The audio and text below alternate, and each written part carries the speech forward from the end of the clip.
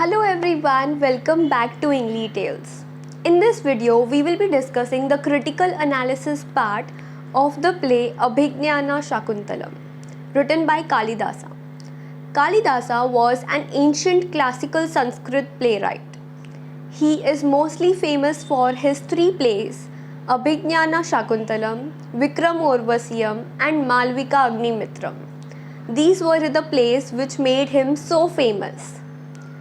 Kalidasa has taken most of his plots from the Vedas, the Ramayana and the Mahabharata.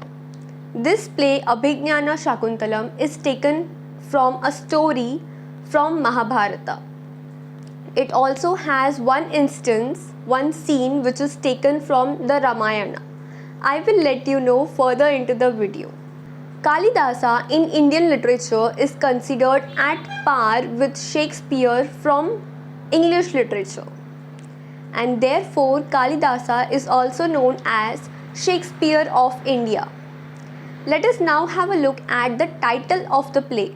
The title reads Abhignana Shakuntalam, which means the recognition of Shakuntala. Now let us have a look at the main characters of the play. We have King Dushyanta, we have Shakuntala, who is the daughter of sage Vishwamitra and Apsara Menaka. Shakuntala is an adopted daughter of sage Kanva. Sage Durvasa, who is the symbol of anger and curse in this play. We also have two friends of Shakuntala who are Priyamvada and Anusuya. As I told you, the theme of this play, Abhignana Shakuntalam, has been taken from the epic Mahabharata. But Kalidasa has introduced some subplots into this play to make it more interesting. He has introduced the subplots of the curse of sage Durvasa and the signet ring which King Dushyanta has given to Shakuntala. These are the two subplots introduced by Kalidasa into the Mahabharata story to twist it a little bit.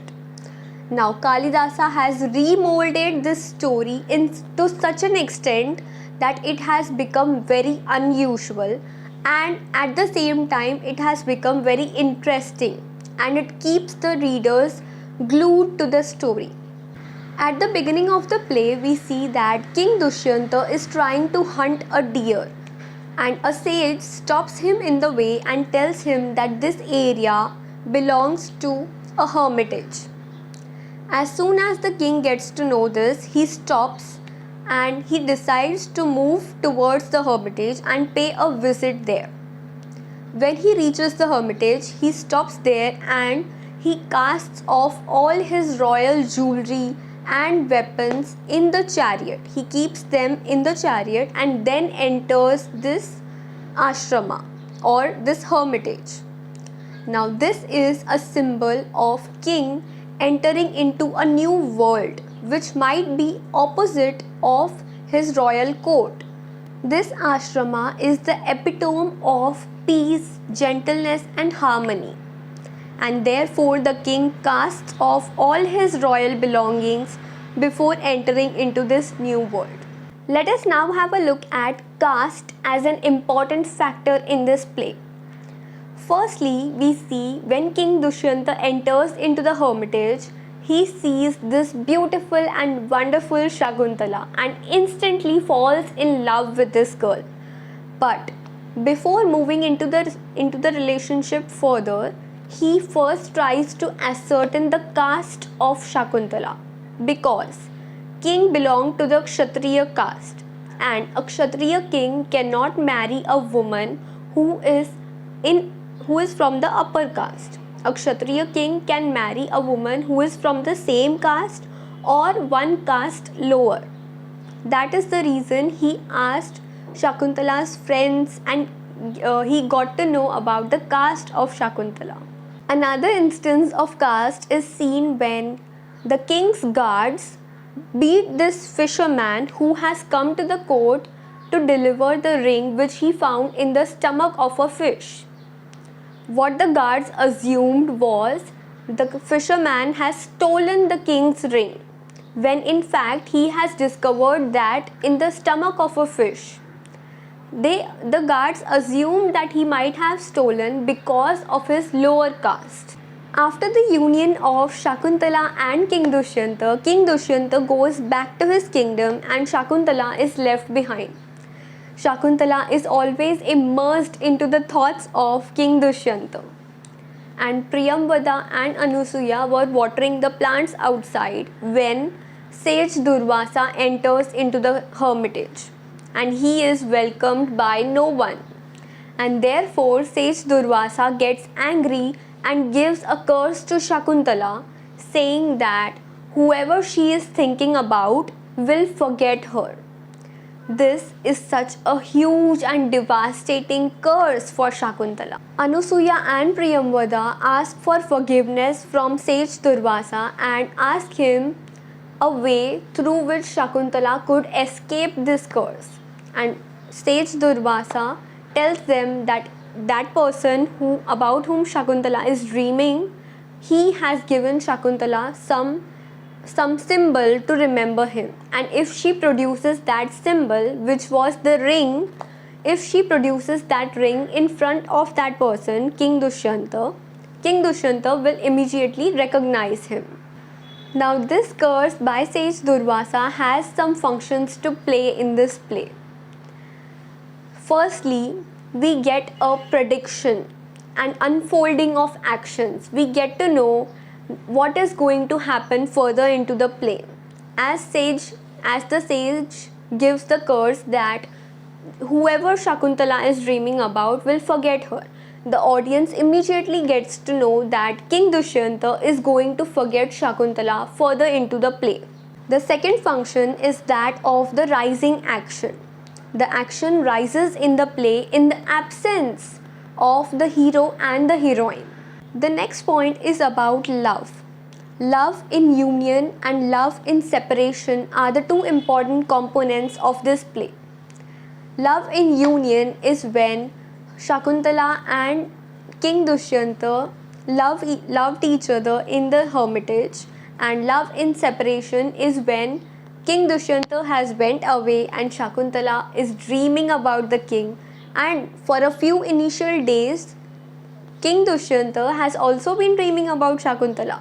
But as soon as the sage Durvasa gives her this curse, King Dushyanta stops dreaming about her, and when Shakuntala goes to meet him in his kingdom, he refuses to recognize Shakuntala. He does not recognize Shakuntala due to the curse of sage Durvasa. He scolds and yells at Shakuntala like anything and then abandons her. When King Dushyanta declines to recognize Shakuntala, Shakuntala calls upon her mother to take her away. She was sad and depressed at that time. So, Apsara Menaka comes there, she appears over there and she takes Shakuntala away with her in a flash of lightning. Now, this incident echoes the incident which happened in Ramayana, where Sita, she was also so sad and depressed that she calls upon her mother Earth to take her away, and the earth opens up and takes Sita Mata away from that kingdom. This scene is the symbol of moving away from the place of injustice. Injustice had happened to Sita in Ramayana, and injustice was happening to Shakuntala in this play, Abhignana Shakuntala. Only after the fisherman gave the king back his ring, which he found in the stomach of a fish, that he remembered Shakuntala.